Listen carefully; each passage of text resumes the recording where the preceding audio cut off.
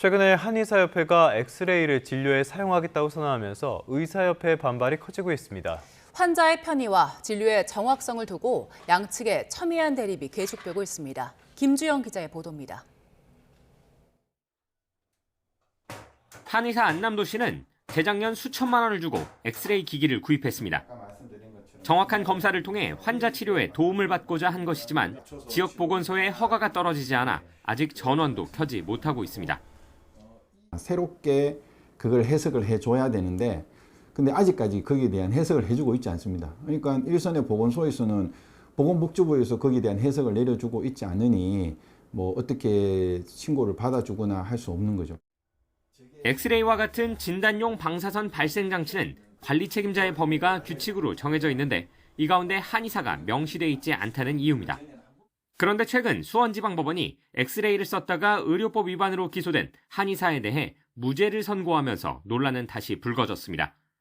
한의사들은 법원도 문제가 없다는 결론을 냈다며 환자 편의와 정확한 진단을 위해 한의사도 엑스레이를 쓸 수 있도록 해야 한다고 주장하고 있습니다.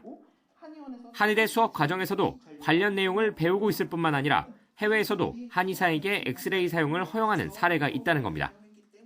환자의 진료 선택권과 진료 편의성을 높여주면 물론 경제적 부담까지 완화시켜주는 일석삼조의 효과를 거둘 수 있습니다.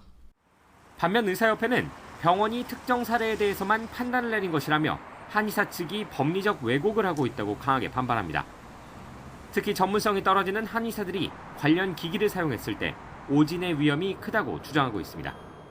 그러면 의사 면허증을 가지고도 영상 판독을 또 전문적으로 하는 분들이 또 세부적인 부분을 나눠서 판독하고 있는 게 현실인데 그럼 과연 한의사들이 판독을 해서 내용을 알 수 있을까? 양측의 첨예한 대립을 두고 한정된 의료시장에서 영역 다툼을 벌이는 것이라는 시각도 있습니다. 한의사에게 관련 시장이 열릴 경우 엑스레이 기기를 통한 진단과 도수 치료를 전문으로 하는 정형외과 등이 타격을 입을 수 있기 때문입니다. 일단 한의사 측은 의료법이 개정돼야 하는 것이 아닌 만큼 복지부의 유권 해석을 기다리다 사용 허가가 나지 않을 경우 곧바로 복지부를 상대로 한 행정소송을 진행한다는 방침입니다. YTN 김주영입니다.